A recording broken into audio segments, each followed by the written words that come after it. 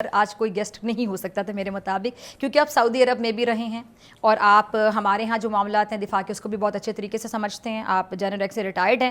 پاکستان سعودیہ کے درمیان یہ جو دفاعی معاہدے ہیں، ایک تو اس کی اہمیت کے حوالے سے آگاہ کیجیے گا، دوسرا بھارت کے لیے بہت بڑا دھچکا ہے، اس کی ایک وجہ تو ہمیں پتہ ہے، باقی آپ مزید روشنی ڈالیے گا. اور یہ جو معاہدہ ہے یہ آنے والے دنوں میں ہم کہہ سکتے ہیں کہ اسلامک ڈیفنس الائنس کی ہم کہہ سکتے ہیں کہ بنیاد بنے گا، ایک بیس بنے گا. Very good question. بہت شکریہ. دیکھیں دی پوائنٹ یہ ہے کہ یہ 21ویں صدی جو ہے نا، 21st سینچری، اس کے اندر جو گلوبل سینٹر آف گریوٹی ہے پاور کا، وہ شفٹ ہو رہا ہے ویسٹ سے ایسٹ کی طرف، امریکہ سے ادھر.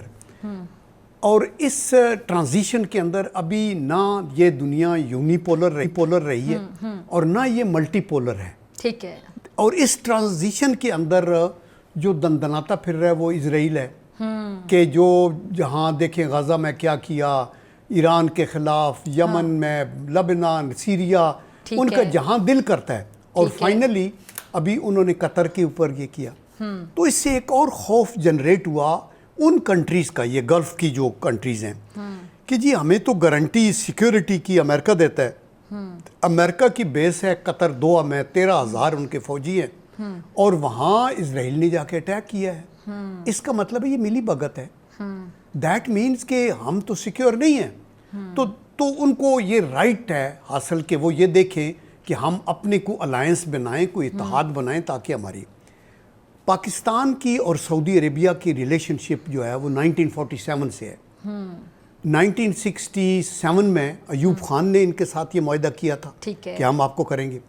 1979 میں کیا ہوا کہ خانہ کعبہ کے اوپر قبضہ کر لیا کچھ 68 لوگوں نے، اس میں سے 64 مار دیے گئے اور پاکستان کی آرمی اور کمانڈوز وہاں یوز ہوئے. جی بالکل. پھر آپ دیکھیں کہ 1983 کے بعد پھر تقریباً ہمارے 79-80 دونوں ضیاء الحق صاحب کے دور تھے، یہ ضیاء الحق صاحب کے دور تھے، اور پھر 20,000 ہمارے آرمی کے لوگ تھے. اس کانٹیجنٹ میں بھی شامل تھا. یہ 80s کی بات ہے، میں 85 کی بات کر رہا ہوں.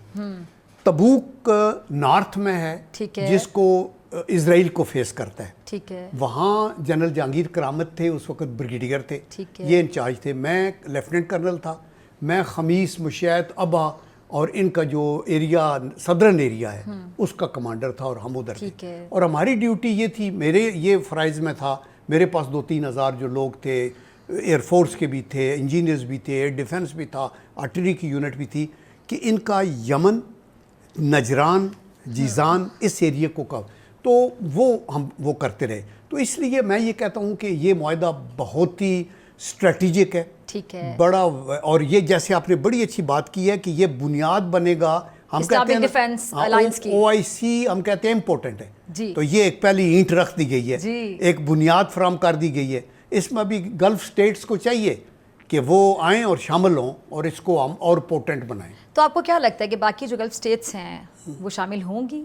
مجھے لگتا ہے کہ ایسا ہو سکتا ہے. جی ایسا ہو. دیکھیں کوئی کنٹری بھی ضرورت ہے نا سر، کوئی کنٹری بھی دوسرے ملک کو خوش کرنے کے لیے یا ہنکی ڈوری پہ نہیں، وہ اپنی قومی سلامتی کے چیلنجز کو دیکھیں گے.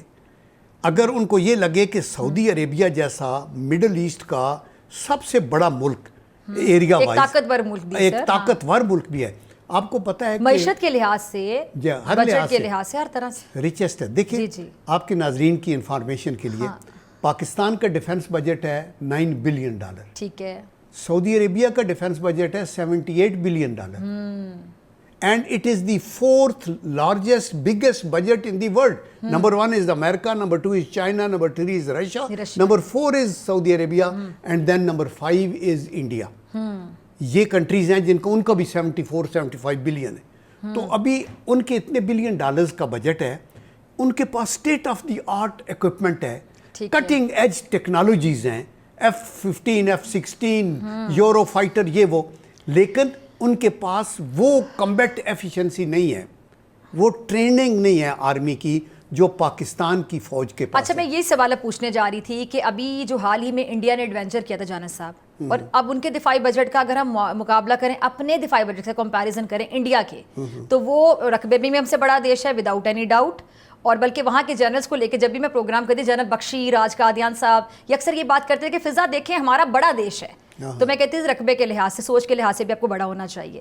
اب ہمارا ملک نو ڈاؤٹ کہ رقبے کے لحاظ سے یا دفاعی بجٹ کے لحاظ سے ان سے چھوٹا ہے, لیکن ہم نے ان کے مان, ان کے جتنے بھی تکبر تھا, ان کی گردن میں سریا تھا, ان کے رافیل کو گرا دیا زمین پر, سریا کو بھی گرا دیا نکال کے, مان بھی توڑ دیا, رافیل بھی توڑ دیے. تو اس کے بعد سر دنیا کو ایک امپریشن گیا.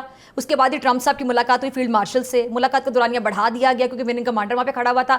تو شاید دنیا نے دیکھا کہ جب ہمارا دفاعی بجٹ ان سے کم ہے, لیکن ہمارے پاس ایک ایسی فورس ہے کہ جو اگر رافیل طیارے کو بھی گرا سکتی ہے بڑی مہارت کے ساتھ, جذبہ ایمانی بھی ہے ہمارے اندر, تو میرے خیال سے اس سے بھی ہمارے وقار میں بڑا اضافہ. اور جو خطے میں ہماری جغرافیائی حیثیت ہے وہ تو اپنی جگہ ہے, لیکن ہمارا جذبہ لوگوں نے دیکھا اور اب ہر ملک ہماری طرف دوستی کا ہاتھ بڑھا رہا ہے.